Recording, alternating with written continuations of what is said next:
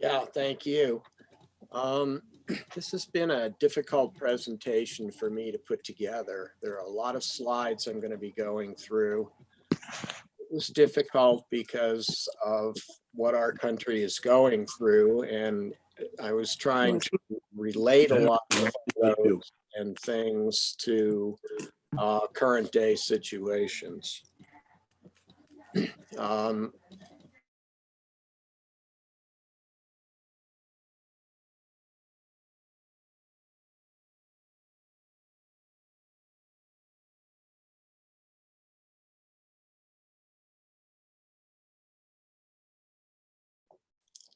Okay, so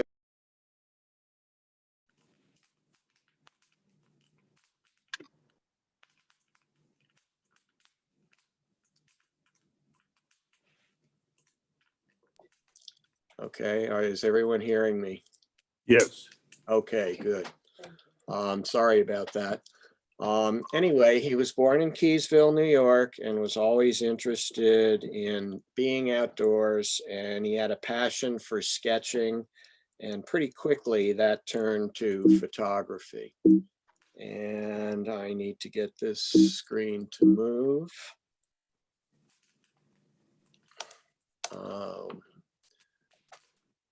Sorry, oh, here we go. Okay.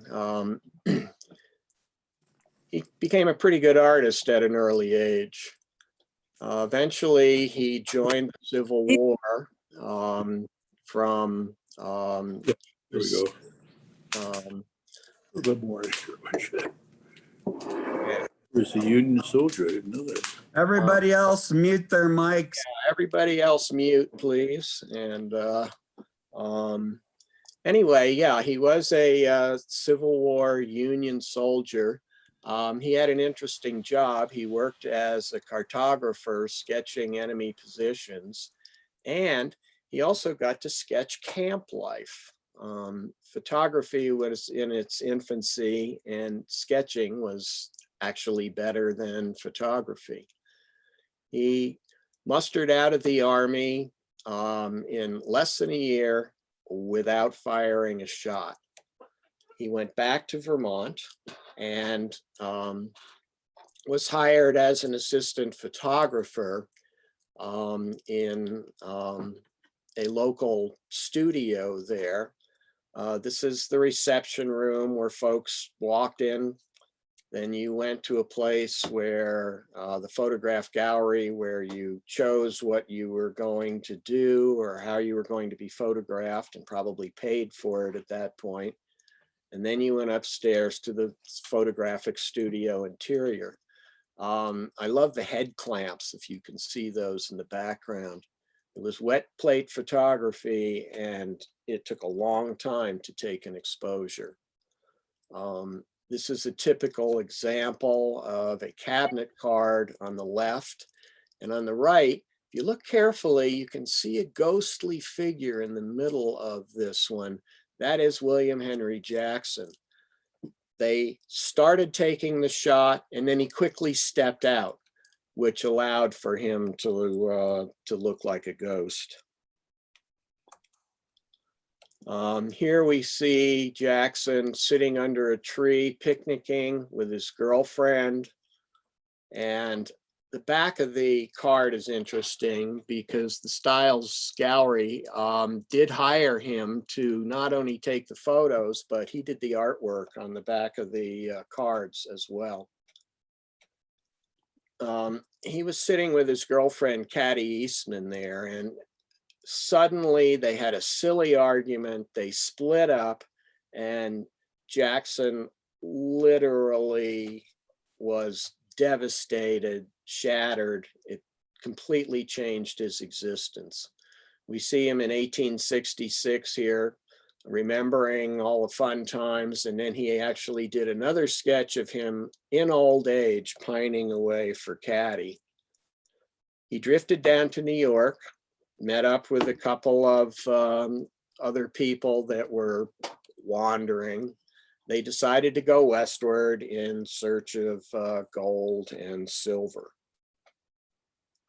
And they traveled by rail, It took them months to get there because they had no money. They had to keep stopping and scraping up funds to move along.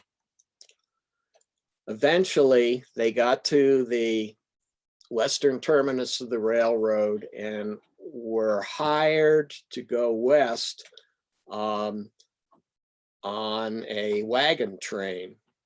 I love this sketch on the left. Here they are in their plug hats talking to Ed Owens, who was the boss of the wagon train. And we see a later sketch by Jackson of Ed Owens. First day was a participation in the School of Hard Knocks. These guys, it took all of these bullwhackers 8 hours the first day to separate out their bulls and get them hooked up to the wagons. Along the way, Jackson was sometimes an assistant cook. We see a self-portrait of him here. I love the guy on the right who's got a sack over his shoulder, carrying dried buffalo chips to make a fire with.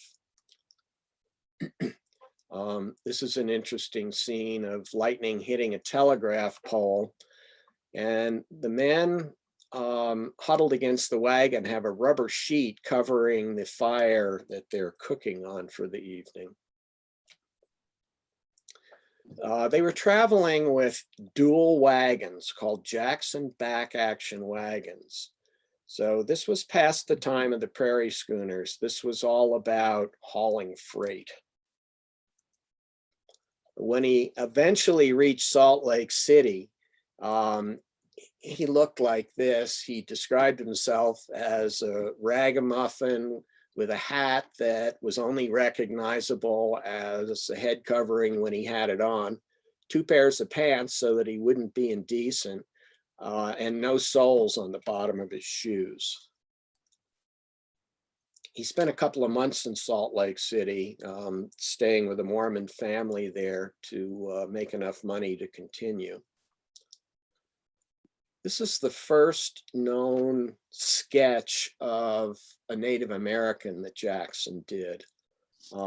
He was not one to waste paper. We saw this picture, and on the back of that was this Indian sketch. Eventually, he headed west on as a paying passenger on a wagon train. Here he is climbing out of the Valley of the Virgin. Looks like a pretty scary route up that hillside. Here's a night drive on the desert. They often traveled at night to avoid the heat, and it didn't take as much water for the stock. Eventually, he got to California, and it was not the land of milk and honey for him. He was unable to find a job.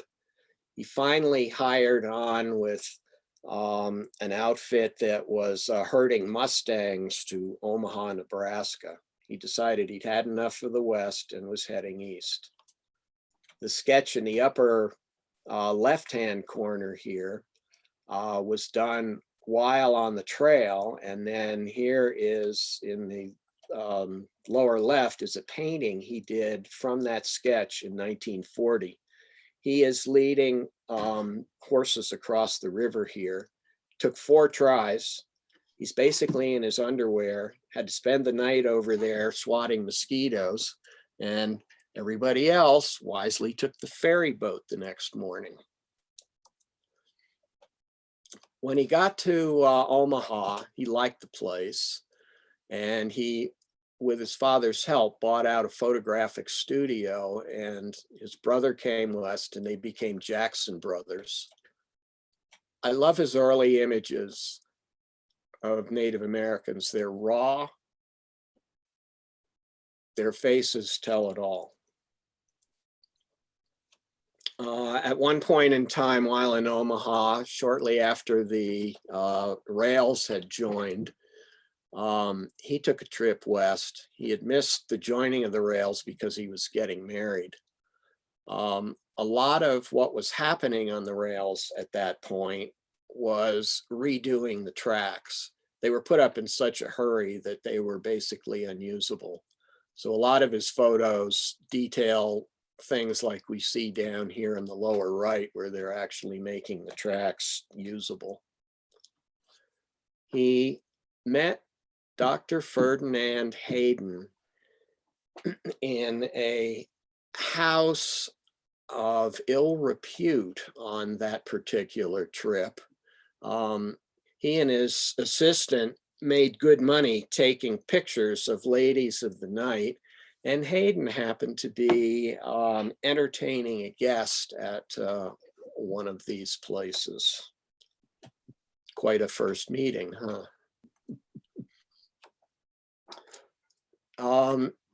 In 1871, he took the first known photographs in Yellowstone, or the first nationally published photographs in Yellowstone.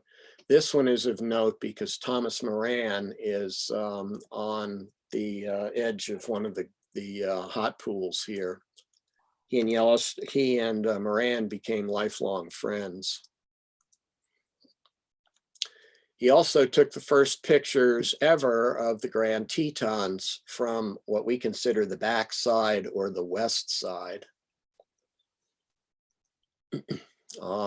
Here we see him perched on a ledge with his photographic equipment, and then a painting done years later that he donated to Grand Teton National Park that detailed the entire process of wet plate photography: the chemicals, the dark tent, the assistant, the camera, the packer, and the horses.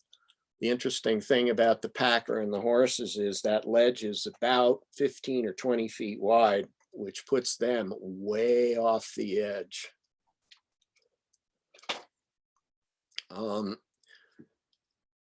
Getting to photographic spots was often difficult and dangerous. Here is a watercolor he did of traversing a narrow ledge, snow-covered, in order to get to a photographic point. And the one on the left shows a bivouac above camp where the men got trapped by darkness. You can see the camp down in the far lower right-hand corner. And he described sitting there smelling the bacon and the coffee and just having to spend the night on the ledge. The majority of the photographs done were not of Native Americans. They were scenery and geology and things, but whenever they came upon Native Americans, they photographed them. The one on the right here shows Chief Washakie and his wife, Mary. This is a family group of Bannocks that they found hidden in some willows in a primitive canvas tarp teepee. And here is a picture of some Crow Indians. Note that there are no faces shown in this picture. Oftentimes the Indians would not allow their faces to be photographed. On the left here, we see Chief Pia. He is the second person in from the left. And on the right is a picture of his papoose. When Pia realized that Jackson had photographed his papoose, Jackson almost lost his camera and complete photographic outfit and negatives. Pia was extremely upset. This is an interesting series here. This is the village of the Pawnees taken in 1871. They lived in mud lodges. You notice there's a pole here, and it doesn't show in this photograph, but in a later lithograph done by his son, if you look at this pole, it has an American flag on it. The irony here comes in because several years after Jackson took these photographs, these people were moved to Indian territory and their lodges were completely destroyed. And what makes the irony even more powerful is if you look at these two figures on the right, they have on presidential medals.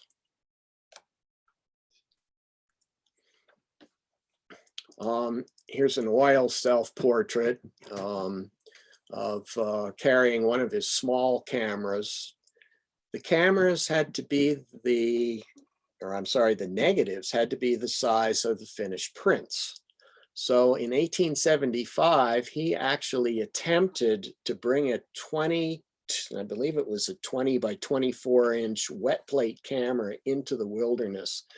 And as you can see from this sketch, it didn't go so well. In 1873, he considered one of his crowning achievements the photographing of Mount of the Holy Cross. This painting shows the men heading up Notch Mountain. And interestingly enough, the rainbow here is down below them. They were too late to get photographs, so they had to bivouac overnight, no food, no water, and take the photographs the following day. Here's a glass lantern slide he later produced of Mount of the Holy Cross. And here is a painting by Thomas Moran that was done from Jackson's photography. In 1874, he took a short side trip from the main body of the survey and went down Mancos Canyon and basically passed by Mesa Verde. And this picture shows one of the packers finding the first known ruin on Mesa Verde up here on the cliff called Cliff Palace. And this was, what, 11 years before the Wetherells discovered the big ruins. Here's a later black and white photograph of Jackson's taken in the 1890s that was turned into a colored lithograph. He was very interested in Mesa Verde and pushed hard for it to become a national park. On that same side trip, here we are in McElmo Canyon, one of the round towers.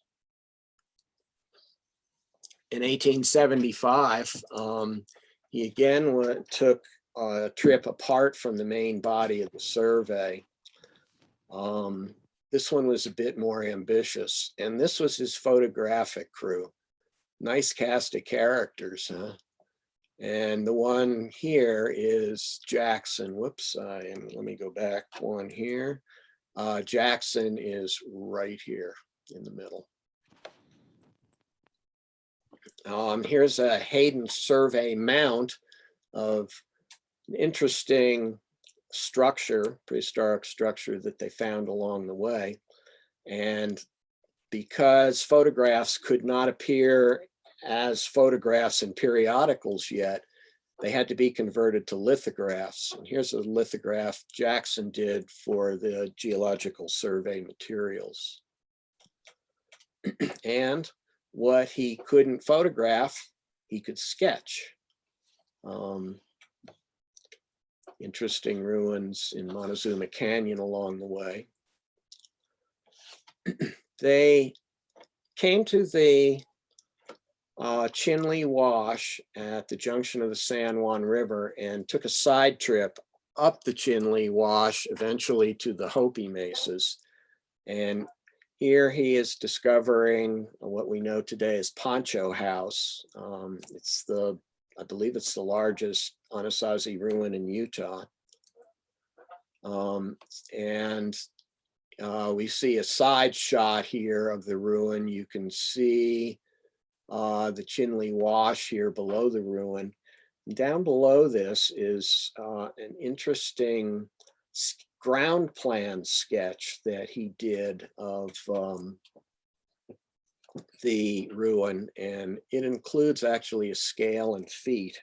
I'm amazed he had the time to do that because these people, they were in a hurry, but he did a lot of sketching on the go. Upon reaching Hopi, he did a lot of photography depicting the various habitations on the various Hopi mesas. Here we have Walpi. Here's Shipalavi. excuse me if I butcher the pronunciations on these. I could well blow it here. Shungapovai over here in the distance. And here's one I'll probably get wrong. Mishagnovi. I'm not sure I'm saying that right. Anyway, studying these closely, you can certainly learn a lot about the habitation, their culture, how they lived. He did have time to do sketching. On the left, we see a series of women with a cooking stone. There's a water well, and then some clay ladles and water jugs at the bottom. He was enamored with Nampeyo, who later became a famous potter. He took a photograph of her and later did a sketch from the photograph. And at the end of their stay, they were given a party, a going away party that pictures Jackson, and Billy Keams, the trader, is also in this sketch. Some of the sketches became lithographs later that were used in Hayden survey materials. I love this one showing the interior of a Hopi home. And again, back up through Montezuma Canyon, more sketches. And some cartography. These two maps, there's this one and then a more finished product here, are pretty accurate. When I visited, I was actually able to use the combination of this map and this map to find the ruins, and his route is actually dotted along the way here. The inaccuracy is where it comes into the San Juan River. Apparently they were off by a few miles. Now they were in Ute Indian Territory, and in 1874, I believe, the United States had signed a treaty with the Utes that the Utes felt basically took away their land, and they were extremely upset with anyone that looked like a government expedition.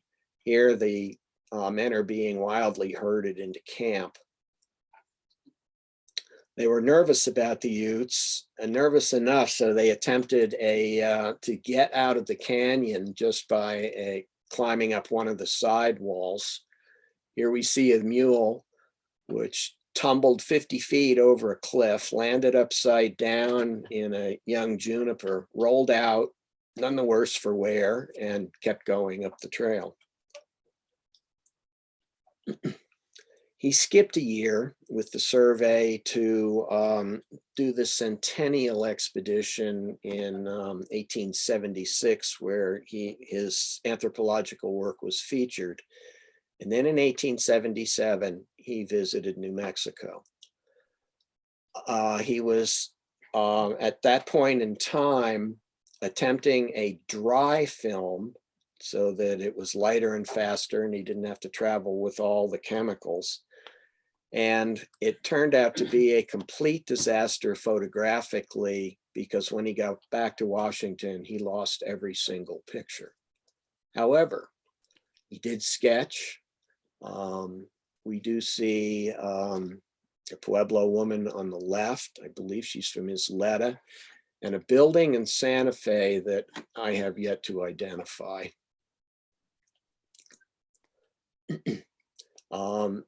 He did more cartographic work. Here's a rough sketch and then a more finished one of the Acoma Pueblo from an overhead plan view. And he did what was at that time the most extensive research that had ever been done in Chaco. He discovered what we now know as the Jackson Staircase. And this is a lithograph put together from a variety of sources that appeared in Hayden survey materials. At the end of the survey, all of the surveys were consolidated. There were 4 great surveys and they were consolidated into one. This one pictures the Hayden survey done by Jackson, and it is done from at least a dozen different photographs that I know of. And he did murals of the other 3 surveys as well. Eventually, he moved to Denver, became a photographer with his own business, and made a very lucrative living traveling around with his own railroad car known as the Jackson Special, which was complete with a dark room and cameras and beds and everything. He and his wife and his young son Clarence are on the back of the train here. And from the train, it was easy to take side trips and photograph a lot of the local culture. A lot of it had to do with mining. This is, whoops, let me go back here. This is a great one. Look at that engine. And it's called Motor Train Revenge Tunnel, whatever that means. He did revisit places that he did not successfully photograph during the survey. Here's a picture taken from the east side of the Teton Range. And he was finally able to get a decent picture of Old Faithful. With the earlier wet plate photography, the geysers simply looked like a blur. He did go back to New Mexico fairly quickly after becoming going into business for himself, and visited the places that he had photographed there before. You'll recognize this as the Palace of the Governors. And here is a relic of an ancient race. And there's a series here taken in Taos. This is the home of a Taos Indian. Here's the old bell tower. The interesting thing about this one, I think, is the wall surrounding the Pueblo. And of course, those walls still exist in places today. And this was probably his most famous photograph taken at Taos Pueblo. And you notice at that point in time, there are no doorways on the lower floor. The only way to access the Pueblo was through ladders up through the 2nd story and above. Here's their party in the Sacred Grove, along with some locals. And on the left, you can see what was termed an estufa. We call it a kiva today. And later in time, that was turned into one of these color photochromes, which we're going to hear a lot more about shortly. This is a picture, and on the bottom of the picture, it says W.H. Jackson photo. It is not a W.H. Jackson photo. It was taken by Chamberlain in Denver, and the giveaway is the rug on the floor. Hayden had given Jackson charge of amassing a large collection of Native American photographs. They were never properly documented as far as who took them, and there's still problems in attribution today because of that. Returning to Denver, business was not going well. He joined the World Transportation Commission from 1894 to 1896, which was a round the world adventure. He is seated on an Indian elephant right here on the left, and here he is in Siberia when they were stranded, waiting for the rivers to freeze over enough so that they could continue eastward. He made his money through periodical pages that appeared at Harper's Weekly, where every so often he would send back batches of images and they would publish them and a short write-up. His company failed in Denver, and a new company called the Detroit Photographic Company bought his 20,000 negatives and hired him as their chief photographer. And he moved to Detroit, where his black and white photography became these colored images. Here's a Pine Creek in Florida. Here's a street scene in St. Augustine. Covered a wide variety of subjects and places. Here's In the Surf at Rockaway. A lot of these things, if you take them as groups, you can put them into themes and actually learn a lot from looking at grouping them together. Here's another bathing scene. This is the Garfield Pavilion in the Great Salt Lake. And here's Avalon, Santa Catalina Island. Hasn't changed much. This building in the center is still there and looks exactly the same. And here's a picture of someone recreating on a sailboat, and it's juxtaposed against Alcatraz here in the San Francisco Bay. Here's Unamuno de la Habana. He photographed a lot in Cuba and in certain countries in Central America. I think Cuba was his favorite. Phil, you'd like some of the other images of that he took in Cuba. Trains continued to be a big thematic thing for him. Again, black and white photographs transformed into colored lithographs. Here's a snowplow on the Colorado Midland. Interesting photograph. I never realized what a chore it was to keep those rails open in the winter. And his photographs often hung in railway stations. This one, you can't really see it clearly on the bottom, but it says it's Los Animas Canyon, Colorado. And they were used as advertising, of course. Here's another common theme that Jackson loved, mules. Here's a lumber pack. I like this one, a temperance outfit. And here's packing wood in Santa Fe. You can see the Palace of the Governors in the background there. Cowboys, another theme that was popular.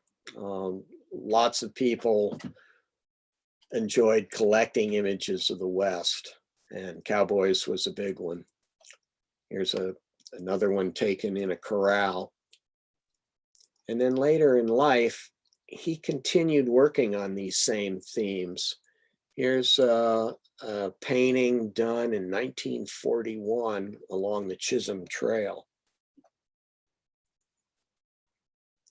We're back again to looking at Native Americans through the eyes of these lithographs. Some of the pictures were not always that complimentary. The cigarette smoker is certainly not all that complimentary, and you can make of what you want of the man with the hoe. Here's one that he entitled Patient Toil, and another one, Bringing in the Harvest. He also photographed cultural events. Here's Antelope Priests. And you can see tourists peeking their heads in between the rows of participants here. Here are two portraits of Apache Chief James Garfield and Yampi, who was a runner for Chief Array. Both of them have on presidential medals.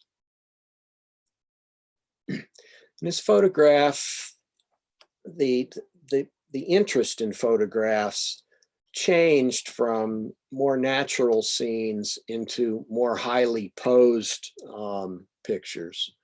So there's a whole series of pictures, this one included, where they're in a studio, they're all posed, no one looks particularly happy to be there.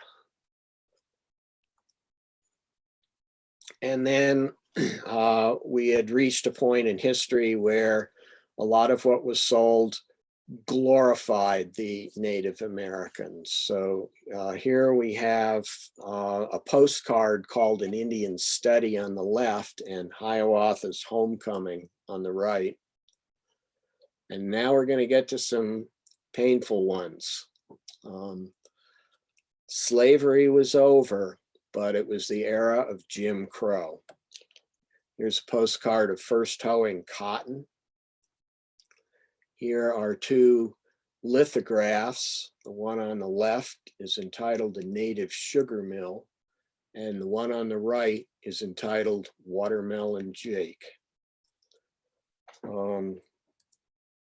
And this one is entitled Six Little Pickaninnies. Our view of Southern culture has certainly changed since these were taken, but they're valuable in terms of looking back at how things were.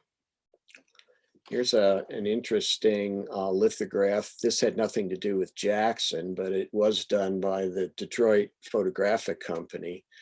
And it's a Taos painting of a Taos Pueblo Indian. I've actually been to the museum and located all but one of those pots that are in the picture. They still exist there.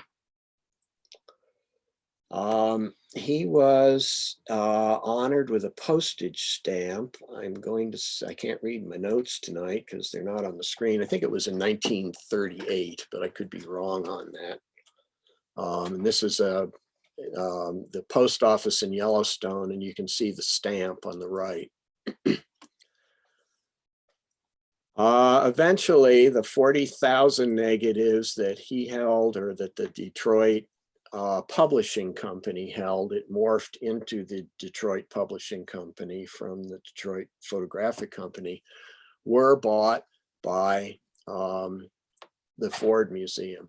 And he and Henry Ford became close friends. After retirement, he didn't really retire. He went to work painting, sketching, and researching the West, and especially the trails west. Here we see Westport Landing. These are Mormon handcart pioneers crossing the trail in the very early days. Later came the prairie schooners. We can see Chimney Rock here in the background, and the wagon circled for the night. It basically shows both the travel and the camp in that particular painting. This is probably his most famous painting, and it's of a Pony Express rider dashing for his life. You can see the Native Americans in the background chasing him. Here's a picture of Plains Indians on a buffalo hunt. One of the practices was to drive them off a cliff where you'd have plenty of meat and hides waiting for you. And I'm going to juxtapose that against this one, which shows the Americans just inadvertently slaughtering the bison.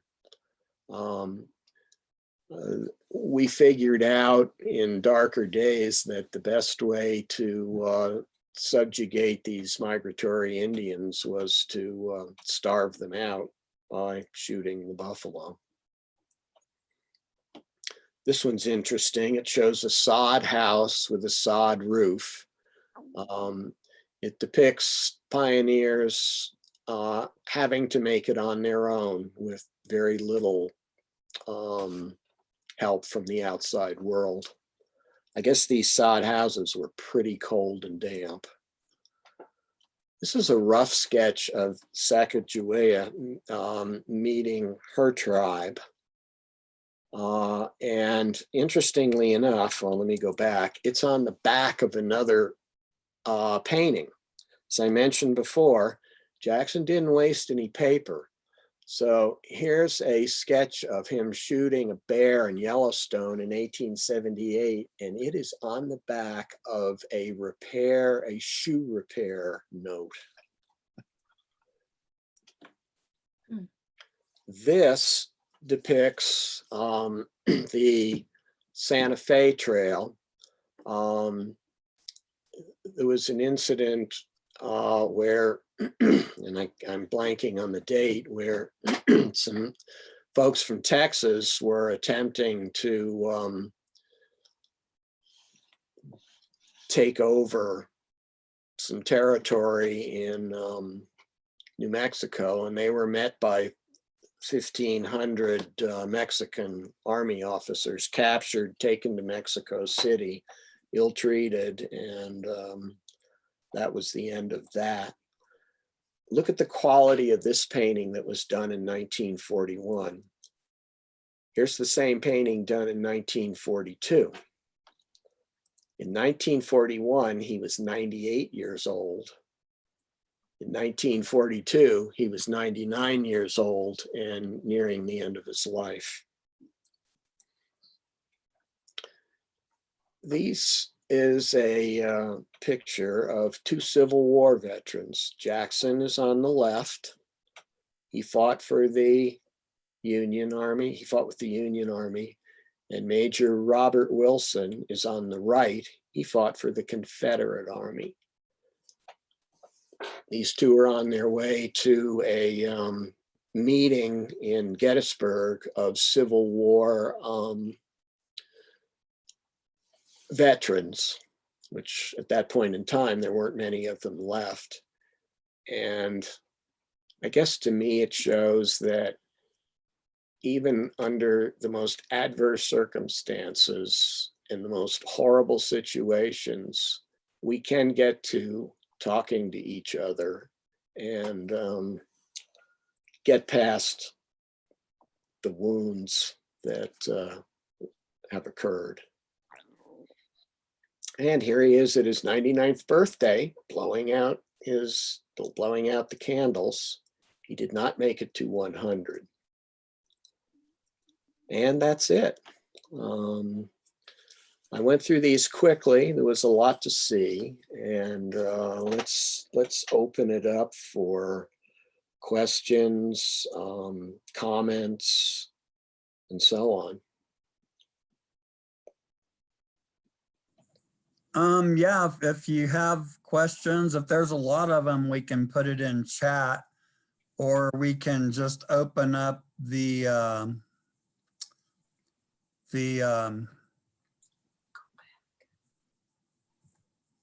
so they can see. Unmute everybody if you have a question. Does anybody? Thanks a lot, Bob. That was really great. I love these photographs. Unbelievably good. I think one of the best presentations we've had. Really superb. Yeah. Thank you very much. Really good. Really good. So here's a question. If you want to read the chat, you can. But what was the basic process to colorize the black and white photos? It's an elaborate process that developed in Europe, and they were called photochromes, and it's PHOTOCROME, photochrome. Basically, I don't understand the entire process, but they would take these black and white photos and very carefully run them through as many as 12 different color regimes to get the depth of color that you see on some of those. It, you know, and it was, let me just quickly go back here. Let's see if we can get to some of these photochromes. So one like this one, this was probably run through at least a dozen different times. So you had to get the register exactly right or the color would be off. You know, if you've seen cheap comic books from the past and the color's slightly off, you know, you get a little red outline on one side. They had that well under control. These things are very finely done. They look like color photographs. Okay. Any other questions from anyone? Just a thought, Phil. So if he lasted till 99, you'll still be taking trips to Cuba for another 50 years. Yeah, I hope so. I have a question, Bob. Yeah. This is Bob from Colorado, and you know him, you know me. But anyway, the picture we're looking at right now, what I'm really curious about, you said you were able to locate those pots or in baskets in this painting. I'd like to know how you were able to do that. Well, this collection is at the Couse House here in Taos, which is now a museum. I brought this in and they had a very poor quality copy of this, and they were like kids in a candy store when they saw this. They were like, oh, let's go see if we can find the pots. They did. Wow. Thank you. We first met Julia and her son Charles in 2015 when another Supreme Court challenge.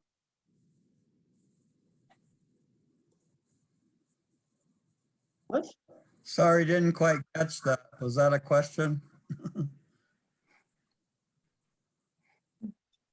It doesn't look like it. It doesn't look like anything familiar. Okay. No. If anyone has another question, you can put it in the chat box if you want. I had a comment that I put into the chat box that I wanted to tell Bob just because he questioned it. In February of 2020 in Chama, the railroad, the CTSRR, right, the Cumbers and Toltec Scenic Railroad, had a special event that was nationally attended to run the rotary plow, and it took it 2 days to get from Chama to the top of Cumbres Pass, which was 8 miles through the snow. And it was a spectacular thing to watch, actually, to see that rotary plow through big snow drifts. Oh, I'm sorry. On the old coal train. And that picture just reminded me of that. And I thought you might want to contact the railroad. I could send you pictures. I could send you videos, actually, if I can access them myself, of that happening. It was a spectacular winter day, and people took a lot of people took photos from the pass of the train plowing through huge drifts of snow in the valley, and you'd enjoy those, I think. Oh, I would. I could imagine that on a very windy day, that thing going that slow, you could probably look behind the train and it would be drifting in right away. Well, you're right. I'm sure you're right. As it wasn't a windy day. It was, as I said, it was one of those beautiful New Mexico, calm, lovely, completely sunny blue sky days. But the snow was flying out at least 50 to 100 feet each side of that plow. And it was something to watch. It was something really amazing to watch. Oh, yeah, it sounds amazing. I know even in that photograph, if you look at that snow carefully that's coming out of the plow, it looks dirty compared to the snow that it's going through. So, you know, it's eating down to, I'm sure, right down to the tracks and whatever else down there. Can I And ask they another? used to snow more back in the day, huh? Yeah. In the early 1900s, probably. Can I ask another question? Sure. Of all the places Jackson traveled, and you might have said this earlier, but I missed the first few minutes. What do you think was his favorite area? Was it the Tetons or? Oh boy. I would say, I'll generalize. I'll say the Southwest, and then within that, I will say he had a special affinity for the Native Americans here, and he had an affinity for the railroads. Of course, that's how he made his living in Denver, was traveling around on the railroads. So Colorado Rockies and northern New Mexico. Yeah, and the railroads make sense because in those days, those were the only people moving 40 miles an hour. Right. It must have been exciting for him. Yeah, and now we have a train that they're experimenting with. It's going 600 miles an hour. Well, thank you again. Yeah. Anything else? Anybody else? Yeah, I got a couple of questions I put out here. Bob, can you hear me? I can, Charlie. Go ahead. I noticed that many of the photos came from BYU. What was that connection between Jackson and BYU? The connection was when he was bullwhacking across the plains. He spent 2 months in Salt Lake City. He highly respected the Mormons. He came, I believe, this is a guess on my part, but I think he came close to becoming a Mormon when he was helping to organize Scottsbluff National Monument, where his private collection resides. He was working with a fellow who was running the organization that was a Mormon. So there has been back and forth over the years, a high interest in his photography in Salt Lake City. And this wonderful collection exists at BYU, and it includes sketches and photographs both. But his wife was not a Mormon. No. And a final question. I'm a big fan of Antiques Roadshow. We watch it every Monday night. Of I have course. never seen any of his sketches or photos on the show. Do they come on the open market, and what is the going rate? Well, stuff does come on the open market. And if you're looking at large format, original photos, they can run into tens of thousands of dollars. If you're looking at some of these smaller photochromes, they can be purchased for $10 or $20. So it depends on the subject matter, how many of them were produced by who, what they're depicting. Railroad ones go for much more than, say, just scenic ones. So to answer your question, Charlie, it varies wildly. Yeah. On a personal question, how many do you have? A few. I can't afford to. I can't compete with the big boys, though. Yeah. I don't own the museum pieces. They could go to Are yours under lock and key, Bob? Well, I lock my house when I leave. And as I said, they're not really worth anyone's trouble, and they'd be really hard to sell because I have them well documented. You I can, do have a you fun- can find those viewfinder cards that you had, those dual 3D viewfinder cards from Well, yeah, 1895 to 1920. the stereo cards, Yeah, the stereo. yeah, the double ones. Yeah. You know, you can find them in antique shops. They occasionally pop up online in auctions or on eBay. And again, the prices on those vary wildly. They can go, even those little stereos can go from thousands of dollars down to $5. Right. Interesting. Andrew Smith's gallery that he has. Bob, I Yeah. promise this to be the last question. Okay, Charlie. In doing your research, what was the most surprising thing that emerged about William Henry Jackson? One of the things I did after I wrote the book was I spent about a decade at Scottsbluff National Monument, where his personal collection exists.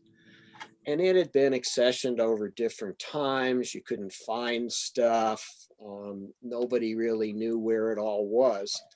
So I spent 10 years photographing every little scrap of paper that was a Civil War pass, to his those paintings that you saw, to some giant photographs. And I think the most interesting thing to me was on the back of one of those sketches was a picture of a woman, and it was scribbled out. And next to that were the initials CE. Caddy Eastman, the lady that he fell apart over and left Vermont from. And just, I had a strong suspicion. Then there's a locket at BYU that has a picture of her, and then that stereo card with her in it. And I was able to determine that that sketch was actually his fiance. And in a fit of rage, he had scribbled her out. So, you know, figuring out little details like that, where I go running upstairs and I go, wow, look what I just found, you know. That's great. I spent enough time at Scotts Bluff to where I'd walk in and Bob Manassek, who is a historian, and say, oh, hi, Bob, you're here. Here's the keys. Open up the vault. I'll see you later. So, Bob, thank you so much. This was Thanks great. a lot. Yeah. Really enjoyed Okay. it. Well, great to see everybody. Hope everybody's feeling well. And our next talk will be December 8th. It'll be Matt Barber talking about excavation at Palace of the Governor. So that's kind of a nice segue to all your Palace of the Governor photographs there. And oh, yeah. And so same time, 5:30, December 8th, and we'll do this again. Sorry, we're all missing our potluck this year, sadly, but we'll make up for it. We'll have 4 potlucks next year. 4, okay. And free vaccines, Promises, promises. Yeah, we got the 15-minute tests lined up for our potlucks next year, so. Okay. You all take care, and we'll see you then next on All right. December 8th. Thank you, everybody. Thanks, Thank you. everybody, for Hey, thanks a lot, Bob. It was great. coming. Oh, Butch, hi. All right. Glad you enjoyed Hello, it. Bob. Hey, it was great. I'm glad you sent me an invitation to this. I really appreciate it. Okay, well, we will talk to you all soon. You bet. Thanks Bye-bye. again. See you, Charlie. See you, Butch.